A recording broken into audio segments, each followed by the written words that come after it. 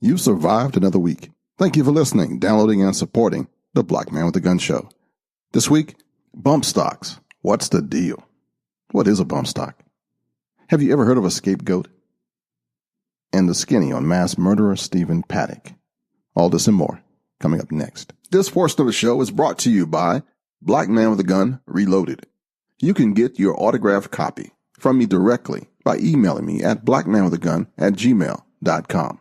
For only $20, Black Man with a Gun Reloaded is an autobiographical book about gun control, how I became a trainer, an activist, a speaker for the Second Amendment.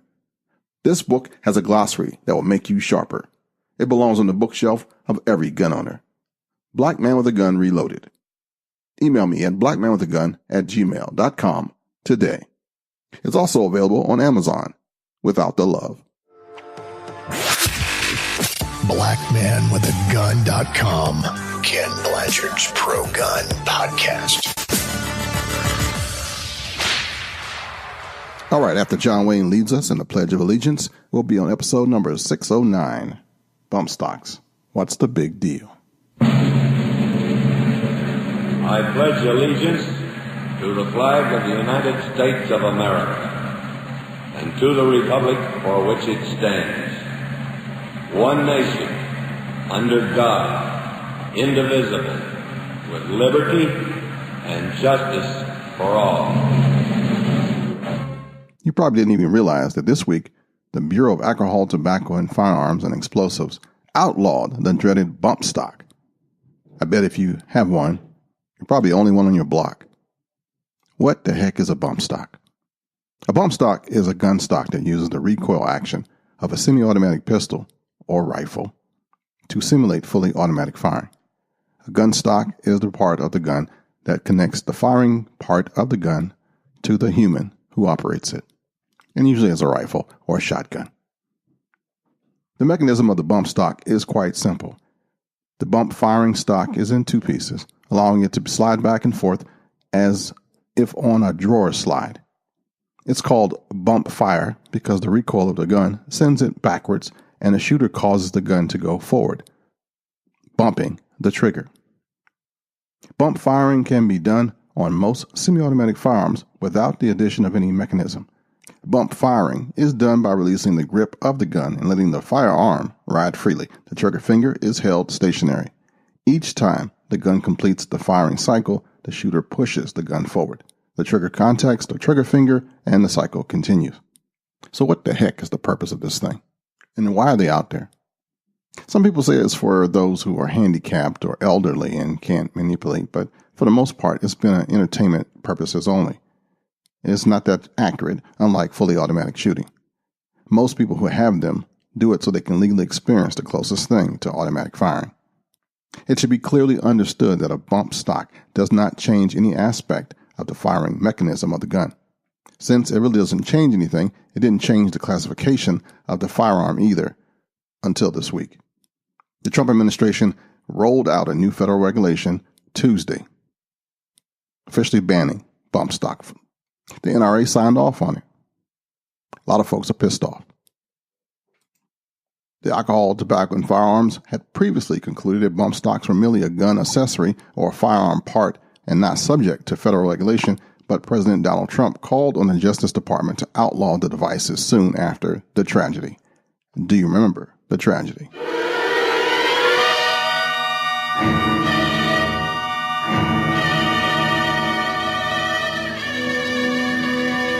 On the night of October 1st, 2017, at 10:05 p.m., Stephen Paddock opened fire on a crowd of 22,000 concert-goers attending a country music festival on the Las Vegas Strip from the Mandalay Hotel.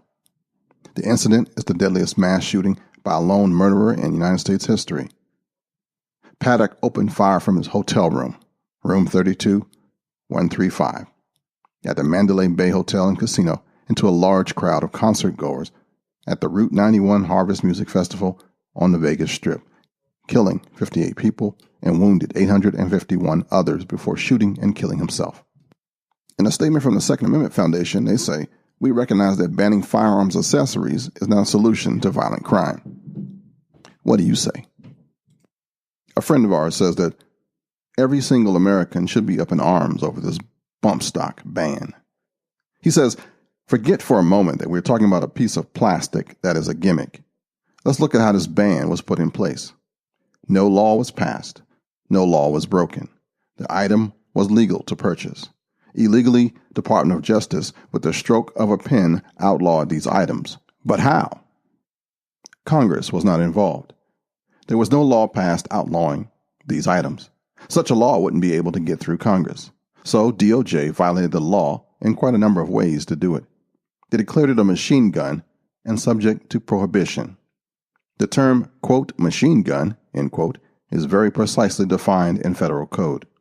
The term machine gun means any weapon which shoots, is designed to shoot, or can be readily restored to shoot automatically more than one shot without manual reloading by a single function of the trigger. The term shall also include the frame or receiver of any such weapon, any part designed and intended solely and exclusively, or combination of parts designed and intended for use in converting a weapon into a machine gun, and any combination of parts from which a machine gun can be assembled if such parts are in the possession or under the control of a person. The key point here is by a single function of the trigger. ATF, prior to DOJ stepping in correctly, identified the bump stock as a non-firearm accessory in compliance with the definition of a machine gun according to federal code. DOJ arbitrarily changed the definition, illegally, for their purposes. Only Congress has the power to make such a change. DOJ does not. The President does not.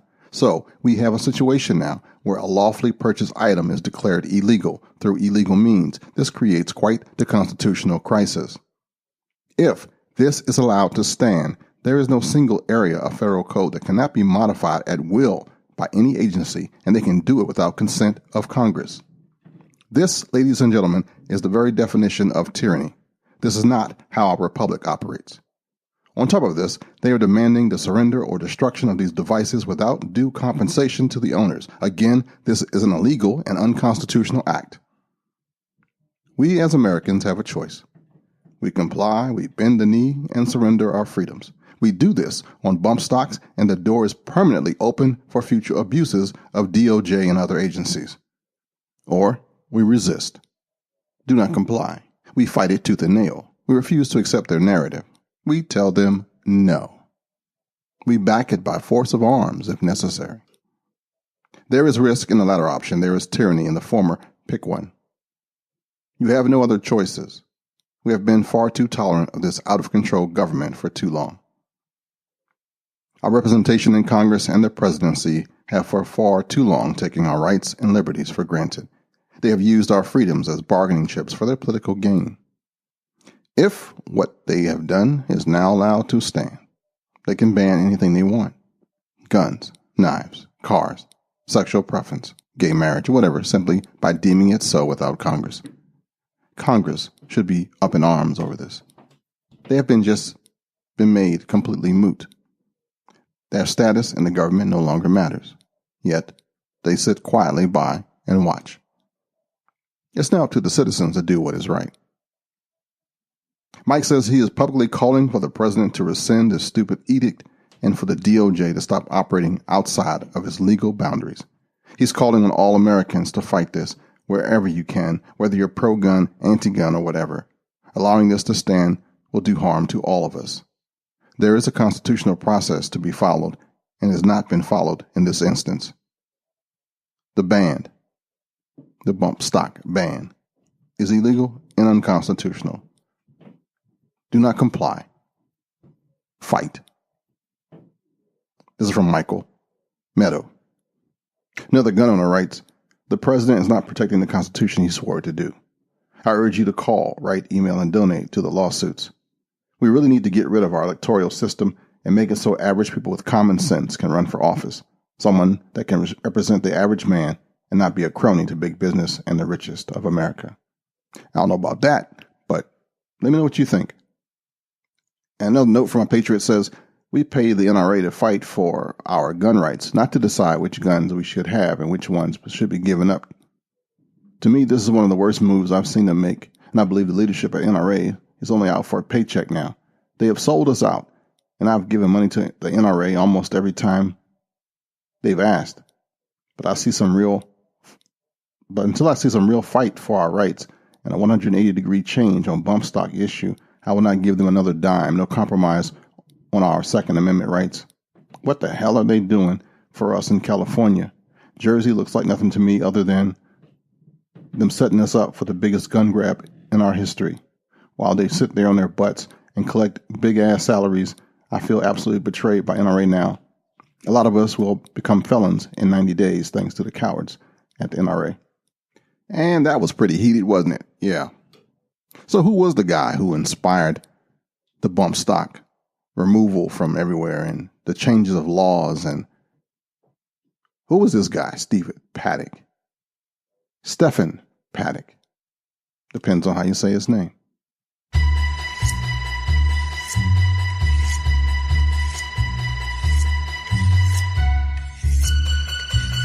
Who was this guy? A 64-year-old living in Mesquite, Nevada. He was a real estate investor, property manager, retired accountant, amateur pilot, and avid video poker gambler. He meticulously planned the attack. On September 25th, 6 days before the shooting, he checked into a room on the 32nd floor of the Mandalay Bay Hotel with 10 shooting range bags and a computer. On September 29th, he moved into another suite connected to the first one. Both rooms overlooked the festival grounds. He stayed in both in the days leading up to the shooting. After Paddock killed himself, the police found 23 rifles and 1 handgun inside his rooms. They included 14 .223 caliber AR-15 type rifles, 8 .308 caliber AR-10 type rifles, 1 .308 caliber Ruger American bolt action rifle, and 1 .38 caliber Smith & Wesson Model 342 revolver. All very expensive, according to law enforcement sources. His arsenal included a large quantity of ammunition in special high-capacity magazines, holding up to 75 or up to 100 cartridges each.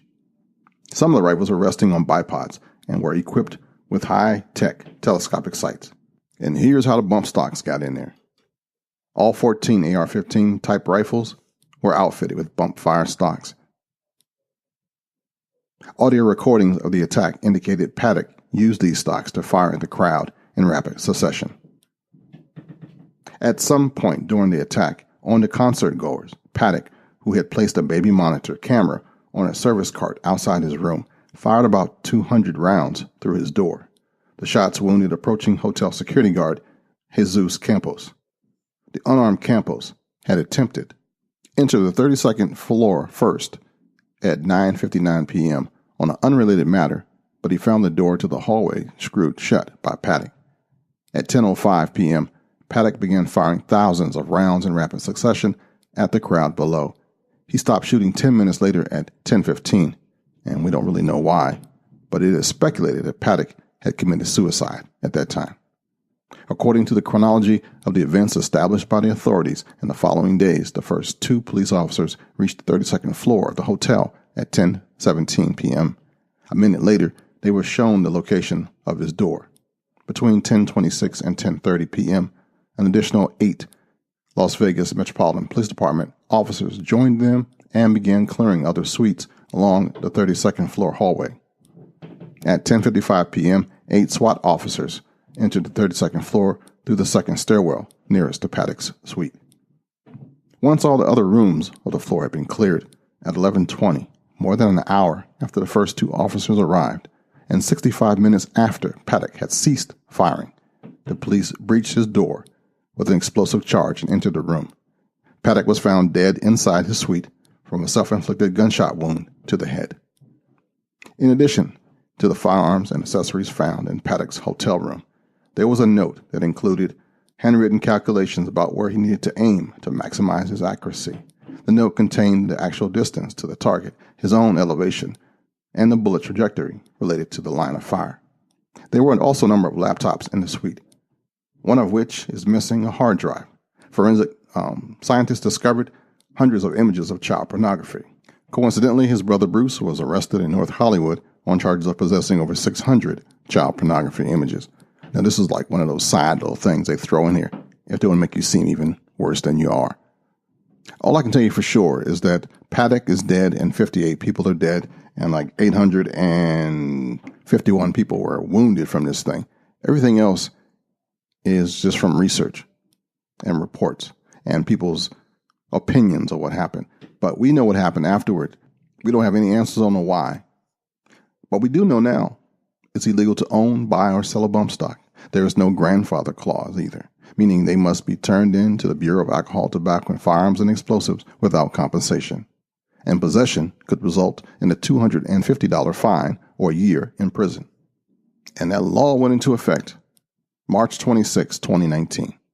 This final rule amends the regulatory definition of a machine gun in Title 27 Code of Federal Regulations, or CFR, Sections 447.11, 478.11, and 479.11. The final rule amends the regulatory text by adding the following language. The term, quote, machine gun includes bump stock devices, i.e., devices that allow a semi-automatic firearm to shoot more than one shot with a single pull of a trigger by harnessing the recoil energy of the semi-automatic firearm to which it is affixed so that the trigger reset and continues firing without additional physical manipulation of the trigger by the shooter. Furthermore, the final rule defines automatically and single function of the trigger as those terms are used in the statutory definition of machine gun specifically. And then it goes down to a couple other points. But I can share that with you if you're interested in the details. I will try to put that all in the show notes on blackmanwithagun.com. Well,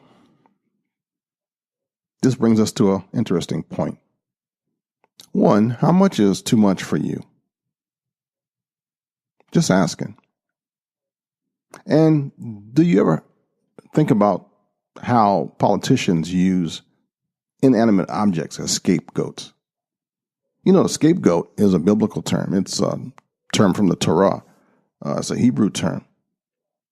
In the Old Testament ritual of Yom Kippur, or in the Holy Bible in the Leviticus 16, 8 through 10, a goat is symbolically burdened with the sins of the Jewish people. Some scholars believe that the animal was chosen by Lot to placate Azazel, a wilderness demon identified with yellow eyes, mentioned in the Apocrypha and used in a lot of stories and horror stuff.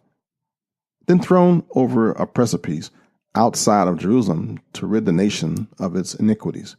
In short, a scapegoat has come to mean any group or individual or thing that innocently bears the blame of others, and we do that a lot with guns. Fascists often blame their country's problems on scapegoats. Jews, Freemasons, Marxists, immigrants were just among a few. Whenever you hear of somebody blaming some other group, they're usually the scapegoat. I think now it's gun owners. To some people. Think about that for a minute. You get blamed for everything somebody does criminally just because you're a gun owner. That's a scapegoat. Want to know the history of scapegoating? The use of scapegoats has a long and varied history, actually, involving many kinds of animals as well as human beings. In ancient Greece, human scapegoats called pharmakos were used to mitigate a plague or other calamity or even prevent such ills. The Athenians, the Greeks, chose a man and a woman for the festival of Thargelia. After being feasted, the couple was led around the town, beaten with green twigs, driven out of the city, and possibly even stoned. And in this way, it was supposedly protected from ill fortune for another year. But wait, there's more. During the Roman feast of Lupercalia, which resembles Mardi Gras, actually, and has some roots in Mardi Gras, in some places, priests cut thongs from the sacrificial animals, goats and a dog, then raced around the walls of an old Palestine city, striking women, especially, as they passed with the thongs. A blow from the hide of the scapegoat was said to cure sterility. In early Roman law, an innocent person was allowed to take upon himself the penalty of another who had confessed his own guilt. Now, anybody's ears pick up when I said Azazel? You've probably heard that in a couple of horror movies. I remember it from maybe Exorcist 2 and The Fallen, actually, with Denzel Washington. Was it The Fallen? I think it was. Time is on my side. Check that out. Let me know if I'm right. But who is the real demon here? Mass murderer Stephen Paddock. Yeah, don't forget that. Don't try to blame an inanimate object, a gun, an accessory of a gun. The reason it happens is that in our political correct society, it's a lot nicer to dog a gun than dog a person. Yeah, don't want to speak ill of the dead, even if they're evil. You don't want to speak ill of anybody that can sue you, so you just blame the gun. You blame a part that didn't do anything to anybody. Bump stocks were an accessory. So we can throw it under the bus. But I'm tending to agree with my brothers who say that we should probably do something more than just sit on this one. But you tell me, am I too hyped for this? Am I out of my league? How much is too much for you? When will you actually join your state organization? When will you actually get involved in doing something other than just watching stuff happen? Are you a member of your state and local gun organization? The ones who are actually talking to legislators, protesting, going to the state house? More and more, you're going to see that being involved in the big organizations that's just sending your money, you're just sending your money. I think it's time out for that. If I'm wrong, tell me so. MarylandShallIssue.org. It's an all-volunteer, nonpartisan organization dedicated to the preservation and advancement of gun owners' rights in Maryland. It seeks to educate the community about the right of self-protection, the safe handling of firearms, and the responsibility that goes with carrying a firearm in public. MarylandShallIssue.org. This is the group, your group, the grassroots group in the state of Maryland. Join us, no matter where you are. MarylandShallIssue.org. This portion of the show is sponsored by CrossbreedHolsters.com. Crossbreed Holsters has gained national recognition as a maker of the best and most functional concealment holsters available on the market today. Each holster is handcrafted to ensure your firearm is safe and secure while carrying, combined with the best customer service in the industry. Visit CrossbreedHolsters.com. All right, we go back to gun rights again, and you're not quite sure what's in your state, what's available. Send me an email, blackmanwiththegun@gmail.com, and I'll let you know. I'll look on my database, I'll look in my computer, and I'll see if I got a contact for anybody in your area so that you can shoot with, contact legislatively or with, and get back on track. We need you. We need your voice. We need your face in the place. This We the People stuff is starting to get serious. And in case you missed it, don't forget to check out El Segundo Edicto or EL2E.com and check out our Second Amendment advocacy and show in Spanish that I'm producing. I want to take the next few minutes and let you know that I've created a new podcast for the Second Amendment for Spanish speakers called El Segundo Edicto, and it's hosted by my friend and brother from the Latin Gun Owners Group, Carlos Alvarez. You can check it out at EL2E.com. How you doing, Carlos? Maravilloso, te habla Carlos Álvarez aquí en el programa Segundo Edicto. You got that? Check it out. Segundoedicto.com. I know we got it hard out here. I do. Been doing this thing since 91. I know. It takes all of us to fix it, though. All of us. So this is a one man's just attempt to try to get things straight on my watch. If you'd like to support my work, the podcast, I got a Patreon.com account, patreon.com/blackmanwithagun. And you can be a show enough supporter, just like these guys.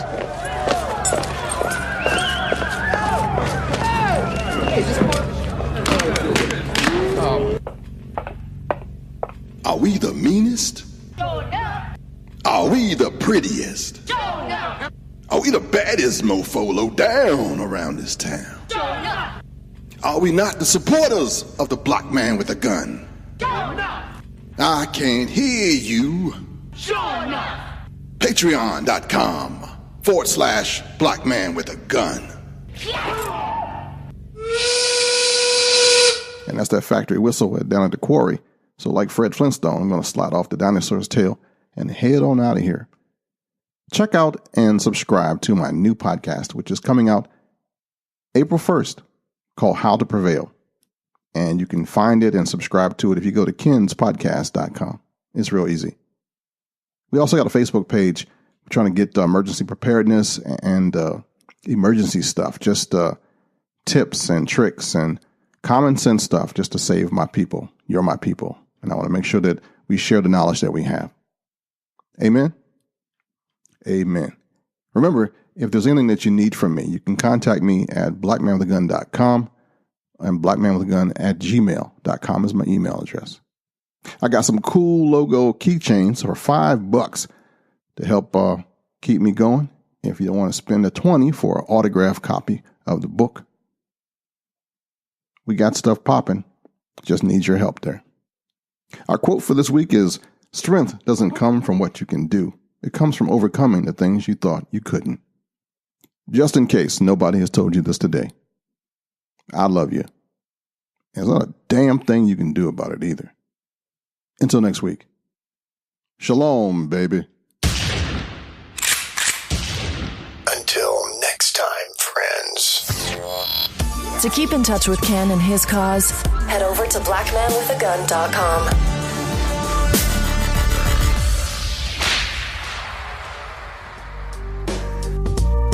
Blanchard.media.